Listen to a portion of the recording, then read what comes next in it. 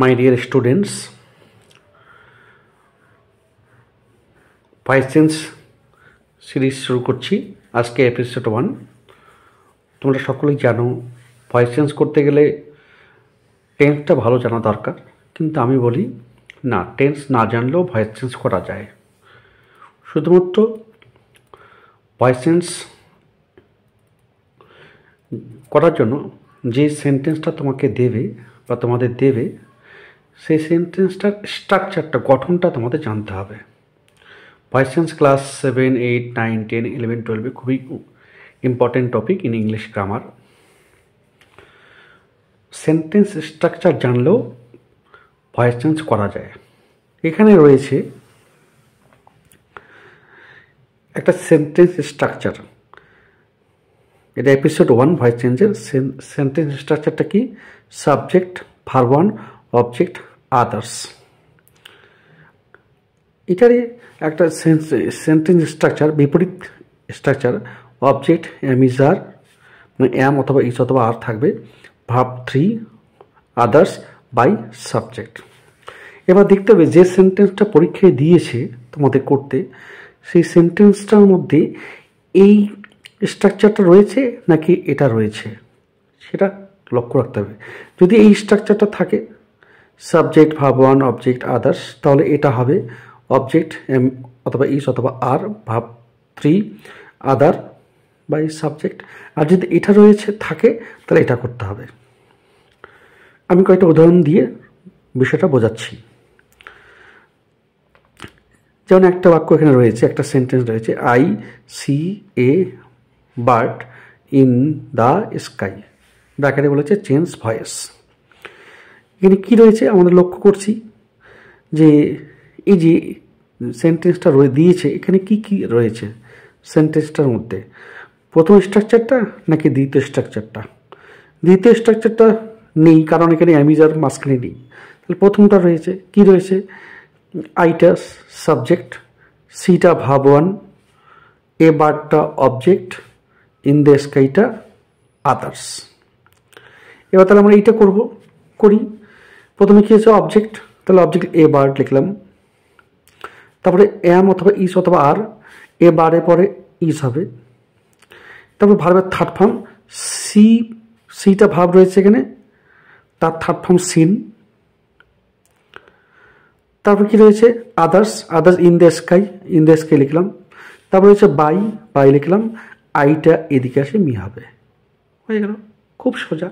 আমি কিন্তু একবারও বললাম না যে এই সেন্টেন্সটা কোন টেন্সে রয়েছে। দ্বিতীয় উদাহরণ আসি, কি দিয়েছে? The man is known to me. The man is known to me, এটা দিয়ে বলছে চেঞ্জ ভয়েস। এটাও কিন্তু ক্লাস 9-এর বই থেকে নেওয়া, ইংলিশ বই থেকে নেওয়া। এবার আমরা দেখব এই যে সেন্টেন্সটা, এই সেন্টেন্সটা কোন স্ট্রাকচারে রয়েছে, প্রথমটা নাকি দ্বিতীয়টা? আমরা দেখতে পাচ্ছি ইজ আছে, তাহলে দ্বিতীয়টা। তাছাড়া ভার্বের থার্ড ফর্ম আছে নোন, তাহলে দ্বিতীয়টা রয়েছে। তাহলে এখানে কী কী রয়েছে? দ্বিতীয়টায় অবজেক্ট এম অথবা ইজ অথবা আর, ভার্বের third form other by subject. তাহলে এই যে দ্য ম্যানটা হচ্ছে সাবজেক্ট, ইজটা সূত্রে আছে, ননটা ভার্ব 3, টুটা প্রিপোজিশন, মিটা সাবজেক্ট। তাহলে আমরা এটা করব। এটা প্রথমে কি? সাবজেক্ট, এই যে মিটা এদিকে গেলে আই হবে। তারপরে এই যে অ্যামিজার উঠে যাবে, কারণ এখানে অ্যামিজার নেই। তাহলে এখানে ভার্ব 1 আছে, তাহলে ভার্বটা কি এখানে? নোনের ভার্ব 1 হচ্ছে নো, তাহলে আই নো।